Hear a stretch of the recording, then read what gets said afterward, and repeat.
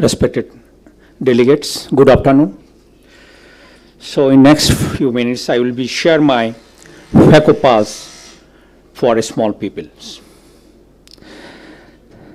The surgical challenges with the small pupil are visualization is compromised and difficult to create optimum sized axis that affects all steps of the phaco surgery, starting from the capsulorhexis up to the IOL implantation. As a consequence, it demands prolonged surgical time, and there is more chance of damage to the other intercostal structures. A small pupil are of two types. Some of them are elastic due to diffuse atrophy of the dilator muscle, which is mostly associated with IFIS. And some small pupil are non-elastic rigid, and it is due to fibrosis and atrophy of the constrictor pupillae, and mostly we found it in the pseudoexfoliations. It is crucial to distinguish elastic and non-elastic pupil to appropriate some appropriate measures. The elastic pupils, due to loss of muscle tone, they have usually floppy iris, that is denting and flattering movement of the iris during the normal irrigations. And pupil expands momentarily with the injections of the OVD and returns to its normal size. On the other hand, non-elastic rigid pupil, they don't have floppy iris and they do not expand with the injections of the OVD, and usually they expand after the tearing of the pupillary margins, that is after doing the pupilloplasty. Now I will share my surgical paths to manage the small pupil without pupillary expansion device.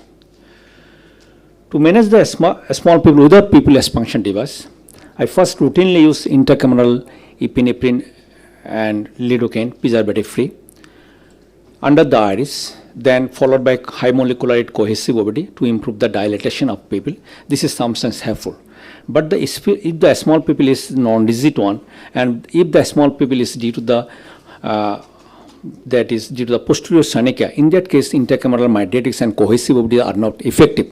So 360-degree synecholysis or stress pupillasty is you have to do, then it will be dilated.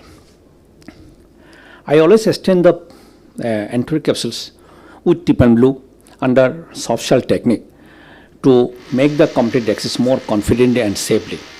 I found this technique is better than the air bubble technique because it does not allow the anterior chamber and pupil to get collapse and greatly enhance the visibility of the anterior capsule without touching the corneal endothelium. Though making a complete axis is very critical and challenging with the small pupil, it is wise to follow the pupillary margin to do axis as large as possible, and repeated injection of cohesive OVD is a good idea to keep the pupil dilated. Hydrodissection should be judicious one, otherwise increased fluid pressure behind the iris will cause the iris prolapse.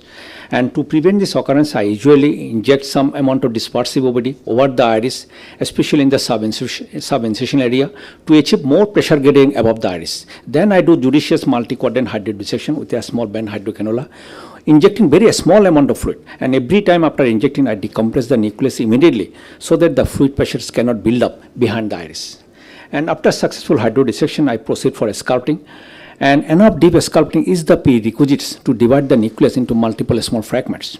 And I prefer to downslope sculpting as much as possible, and I kept my inflow very low with corresponding low aspiration flow rate, but optimum amount of ultrasounds. Here I am using 80% torsional ultrasound, which is a hard cataract, but my aspiration flow is only 20 cc, so that to avoid the risk of damage to the posterior capsules. To divide the nucleus, I prefer to do a stop and chop technique with high vacuum. Here I am using 350 plus vacuum for a good hold in the nucleus. Again, during chopping, my inflow also very low, because when tip is occluded, there is only inflow, there is no outflow. So if I keep my inflow more, that will causes more increased pressure behind the iris and causes iris prolapse, and pupil size will be get down. It is very important to use optimal fluidic parameter during fragment removal. So we have to always keep in mind the output must be matched with the input. Slow motion phaco with torsional ultrasound is crucial to avoid increased fluid turbulence, because with increased fluid turbulence, the pupil size will be get down, and slow motion phaco also useful to assay viscoelastic substance into the anterior chamber. Torsional ultrasound, the main advantage of the torsional ultrasound, it has outstanding cutting efficiency and greatly enhance the followability, because there is between the aspiration and energy, there is no conflict. So it greatly enhances the followability to bring the lens matter close to the phaco tip. Here I am using 80% torsional ultrasound, but my corresponding aspiration flow rate is only 20 cc. Still the followability is good, and emulsive with the fragments at center under the direct visualization. I prefer to do cortex aspirations with the bimanual eye. The main advantage of the bimanual eye, the irrigation and aspiration handpiece is separate, so the chamber stability maintained very greatly. And to do that, first hold the cortex under the iris, and by doing the side-to-side swipe and tangential movement, I am separating the cortex from the capsular bag. I prefer to implant the IOL under cohesive OBD because it maintains the space and it is easy to remove. But care should be, the attention should be paid so that both the haptics are into the bag. Here I am checking the rhexis margin of the IOL, and removal of OBD from in front and behind the IOL is very crucial, because if any OBD left behind, that will cause sharp rise of intraocular pressures post-operatively. The pupil expansion device is the best option to manage the small pupil more confidently and safely. There are many pupil expansion devices by which we can achieve a stable surgical field and we can prevent the postoperative complications. Among the pupil expansion devices, iris hook is the strongest one because it fixes the iris with the limbus. But the main drawback with the iris hook, it needs some extra paracentesis, time consuming, and pupil distortion is small. There are some ring devices that supports on the pupillary margins, among which the malingering and behexing is most commonly practiced. But the advantage of the pupillary expansion, ring device, they don't need any extra wound, the less time consuming, and pupil distortion is less. So we all know how to use the iris hooks. Here I am making first 4 steps incisions in the diamond configurations, a bit posteriorly at the limbus. I am using 1 mm slit line. Then I pass 4 iris hooks into the anterior chamber. Some surgeons, they prefer 5 iris hooks. Then after doing that, I inject some cohesive wood just below the pupillary margins to lift up the iris margins. Then engage the hook to the pupillary border and make it tight. Then you can confidently complete the case. Here we can see during the engaging the BX ring, there is a rhexis tears occurs extremely at the periphery. So in that case, what I did, I removed the BX ring, then I placed 4 iris hooks to assess the extent of the rhexis tear. Then I can see overhead this extreme periphery. Then in anti-clockwise directions, I lift up the rhexis and complete the rhexis.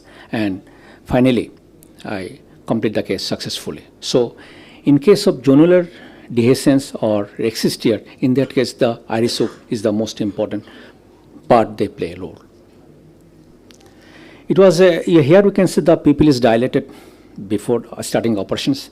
After making the side port and using the intercameral, the pupils has get down. So I use 4 iris hooks to dilate the pupils and successfully complete the case.